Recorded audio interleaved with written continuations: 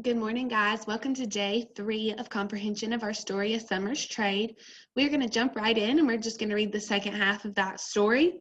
And we are going to answer some questions about the story. So let's get started. The next day, when grandmother climbed into the truck next to Tony, she explained what had happened. My daughter's husband broke his foot. He can't be driving tourists for a while. No paychecks for at least a month. He's worrying about his truck payments. When they got out of the truck at Merle's Diner, grandmother followed Tony into the trading post.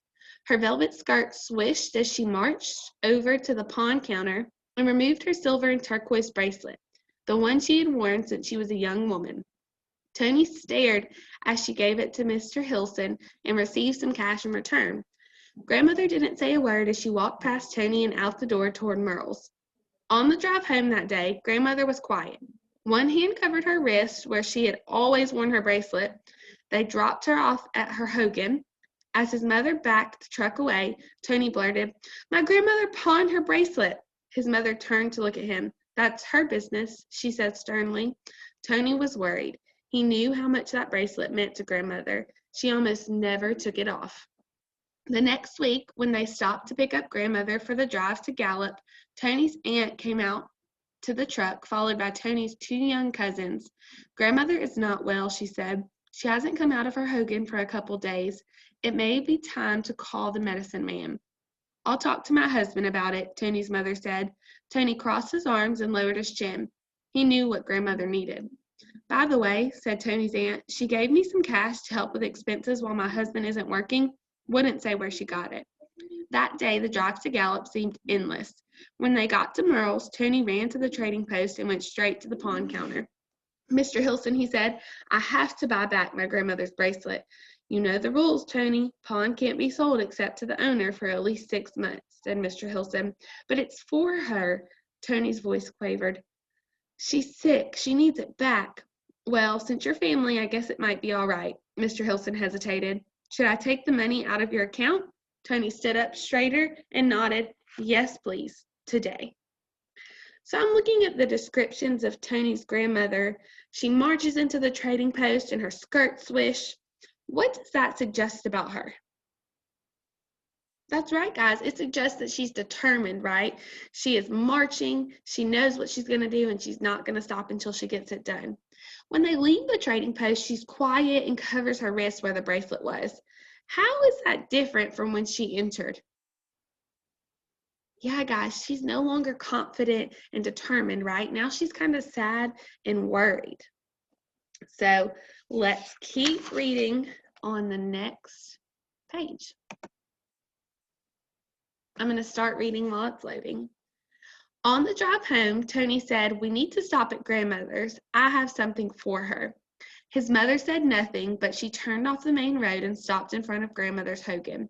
Tony got out and quietly entered. Grandmother was lying down, her eyes closed. "My grandmother," Tony whispered. He held out her turquoise bracelet. She opened her eyes and nodded slightly. Tony approached and carefully lifted her wrist. Then he slipped the bracelet back on where it belonged. Grandmother closed her eyes again and Tony left the Hogan. That night, Tony's father drove over to see grandmother and talk with his sister about arranging for a healing ceremony. He returned in a happy mood.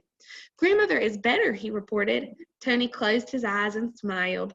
The following week, grandmother went with Tony and his mother to Gallup. When they arrived at Merle's, Tony dragged his feet toward the trading post.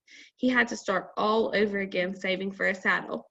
He kicked a few bottle caps along the sidewalk and finally went inside. Asking questions can help me understand the story. For example, I could ask, why do we think that Tony's grandmother got better? Then, as I read on this page, I look for clues. What happened just before Tony's grandmother got better, guys? That's right, Tony gave her the bracelet. So why was grandmother's bracelet so important to her? Yeah, we just read on the last page that she had had it since she was a young girl, right? Someone very important in her life may have given it to her. That's a special bracelet to her. So what can you infer about Tony's grandmother based on the way she responds to Tony returning the bracelet?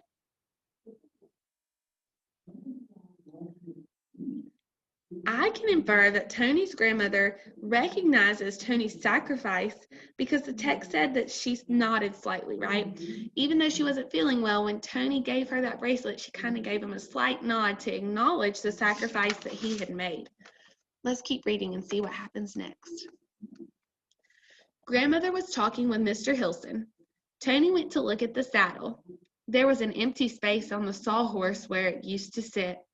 Someone had bought it.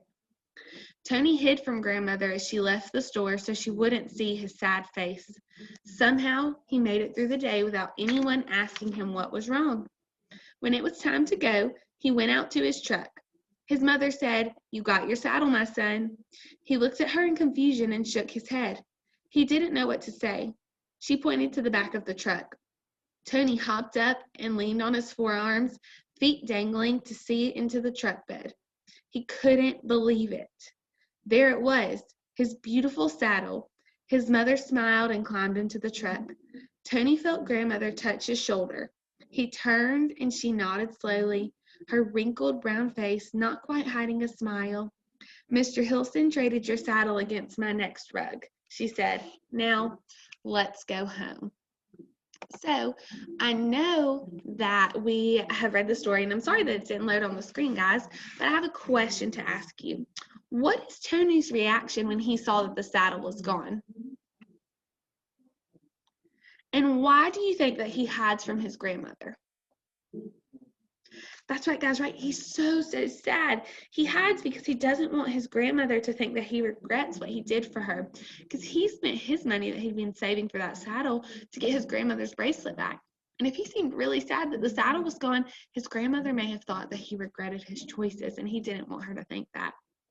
Okay, so I think that the author's purpose for this was to make readers feel touched by Tony and his grandmother's love for each other. It was an entertaining story that made us feel touched, or it made us feel emotion for the love that Tony and his grandmother had for each other, right? They both sacrificed something for the other. And I felt some emotion when we were reading that, and I hope you did too. So I think the author succeeded in his purpose.